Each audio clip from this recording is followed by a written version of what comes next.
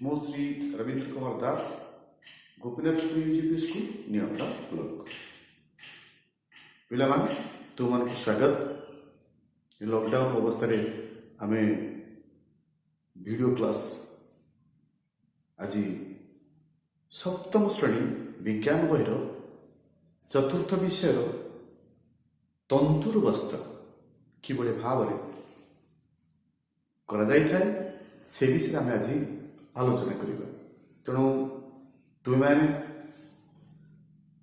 धैर्य सहित भल भाव ये भिडियोटी को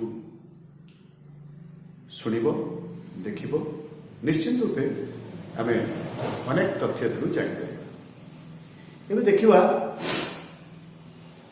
ये प्राणी और उद्भिद तंतु किभली प्रस्तुत हुए से विषय जाना पशम उपर आलोचना कर।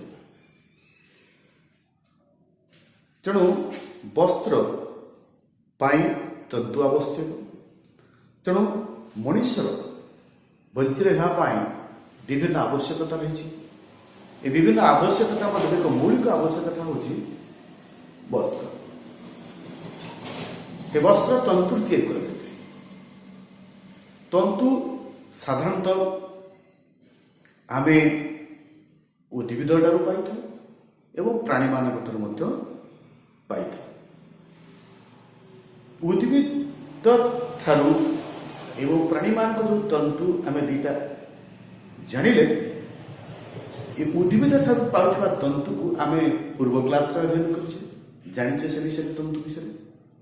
किंतु एबे प्राणी मान ठारू किभली भाव तंतु प्रस्तुत करा जाए बा क्यों प्राणी तंतु प्रदान करवा ताठू आमे पाई था से विषय अध्ययन करवा।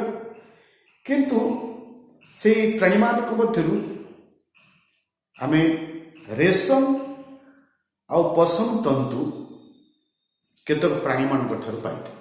रेशम तंतु आ पशम तंतु किसी प्राणी मान आमे पाई। किंतु आमे आज आलोचना जो करुचे प्राणी और उद्भिद तंतु। तेणु प्राणी तंतु जो आम पाचे से तंतु गुड़िक साधारणतः मेंढा एवं चमरी गाई तसहित ओट आम तंतु प्रस्तुत कर किभली पशम आउ उल मिलता है से विषय जानिबा। तेणु रेशम कीट गोटे अच्छी रेशम कीट। ए रेशम कीट साधारणतः रेशम कीट खोसा रेशम कीट जो खोसार बास करे से रेशम कीटर कोसा को आम व्यवहार करी रेशम तंतु प्रस्तुत करिथाउ। जहा सिल्क जो स्वेटर बुणीबा बजार आम जानूचे स्वेटर बुणिया विभिन्न प्रकार उल बिका तंतु बिका आम संग्रह कर स्वेटर बुणी था। तेणु रेशम कीट कोषारू रेशम बाहर करी आम सिल्क लुगा रेशम कीट एकमात्र सिल्क लुगा बुणीबारे कार्य करिथाए। सिल्क लुगा सुंदर लुगा से लुगा प्रस्तुत होची रेशम कीट कराए। किंतु तार टिके व्ययबहुल उत्पादन करिया टिके नहीं से लुगाटी मध्य भल होता है। तेणु यही रेशम कीट चाष करा जाए से रेशम कोषा संग्रह करी ये कर आमर तंतु प्रस्तुत कर। तेणु आम ये पशम विषय आम आलोचना करवा पशम उपर आलोचना करवा। साधारणतः पशम कौन हूँ ना मेंढा छेली चमरी गाई एमानकर लुमुर मिलता है। जो पशम ना मेंढा छेली आउ आमर चमरी गाई एमानकर लोमर प्रस्तुत कर एमानकर लोम हूँ बहलिया शरीर को साधारणतः गरम रखिए। साधारणतः ठंडा अंचल बसवास करती तेणु शरीर को ढांकी रखा थंडा रक्षा करने एमानकर लोमयुक्त शरीर थाए गरम करता है। मेंढा शरीर दुई प्रकार लोम थाए। आम जो मेंढा देखुचे से शरीर दुई प्रकार लोम देखा मिले। ये सब जो लोम दुई प्रकार लोम भितर गोटे गोहलिया लोम थाए जहाँ शरीर को गरम करे। मेंढा शरीर दुई प्रकार लोम थाए यथा मोटा लोम आउ गोटे हूँ नरम चर्म लोम। तेणु नरम पतला लोमर पशम तंतु मिलता है। नरम जो पतला ता भर पशम तंतु मिलता है। केते जातिर मेंढा भी अच्छा केवल नरम लोम मिलता है। आजिकल विभिन्न प्रकार वैज्ञानिक पद्धति के अवलंबन करी विभिन्न प्रकार उन्नत मान मेंढा सृष्टि करा जाए। क्षेत्रु भल लोम प्रस्तुत करा जाए जहाँ को आमे मूल्ययुक्त दामी तंतु प्रस्तुत करा जाए। यही जो प्रक्रिया रे आमे साइंटिफिक प्रोसेस वैज्ञानिक पद्धति अनुसार जहाँ को आमे ये जो उन्नत मान मेंढा को तैयारी कले सृष्टि कराइले यही प्रक्रिया को मनोनीत प्रजनन प्रक्रिया कहा जाए। मनोनीत प्रजनन प्रक्रिया कहा जाए। यही प्रक्रिया रे आमे विभिन्न उन्नत मान मेंढार लोम सब प्रस्तुत करता है। ये मेंढा लोम को नहीं आमे तंतु प्रस्तुत करी सेतु मध्य आमे पसम जो स्वेटर फीटर जो बुणुचे ताक मध्य करि परिबा।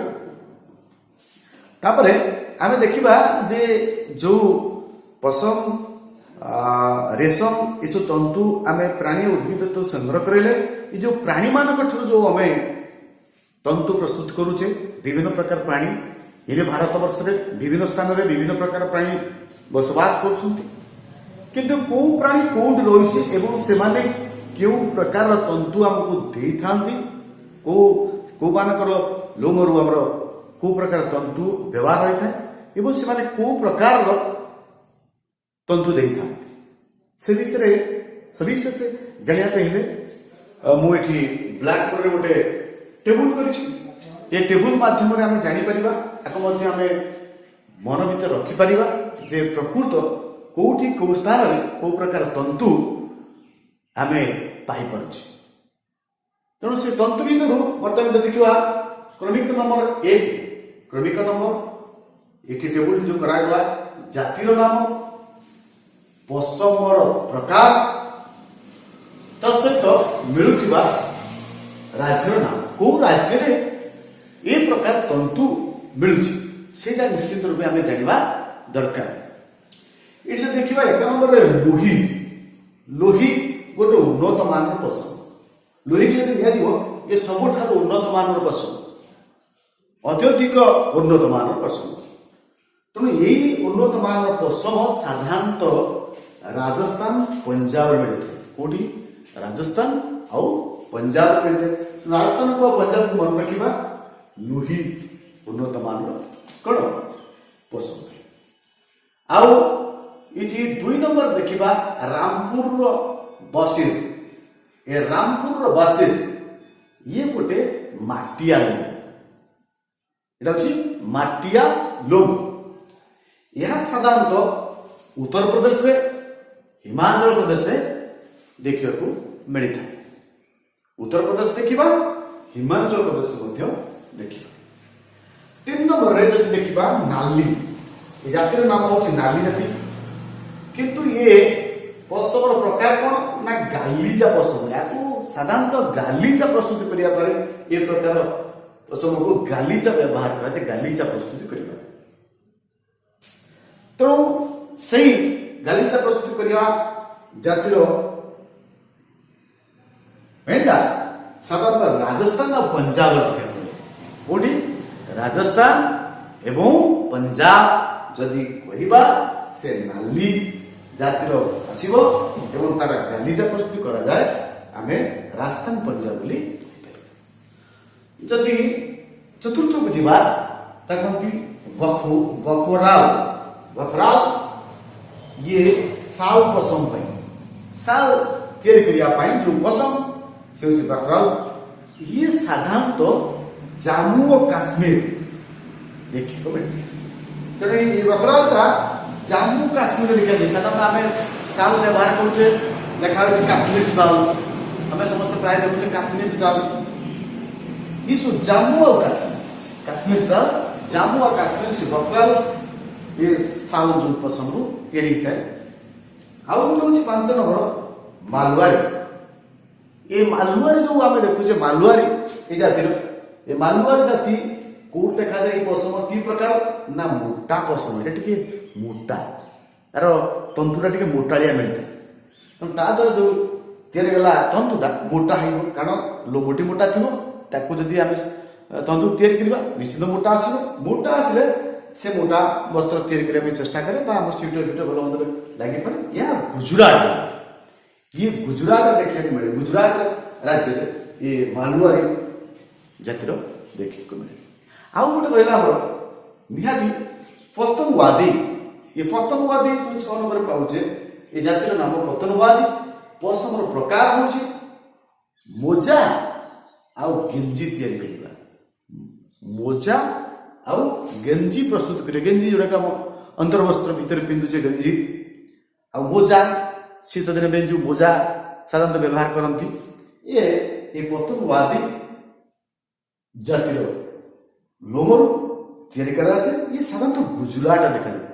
आम ये अनुधान करवा गुजरात में 2टी कथा देखा मिलूँ गोटे हूँ मालवारी गोटे पतंगवादी। ये गुजरात ये मध्य गुजरात। मुझे कही रखुची तमे निजे तुम काम हिसाब से जो प्राणी मान लोमर पसम प्रस्तुत करा जाए से छवि संग्रह कर एवं तुम खातार लगा। जो छवि संग्रह कर न पारिल बही देखी निजे सब प्रस्तुत कर। यहाँ हूँ तुम काम। धन्यवाद।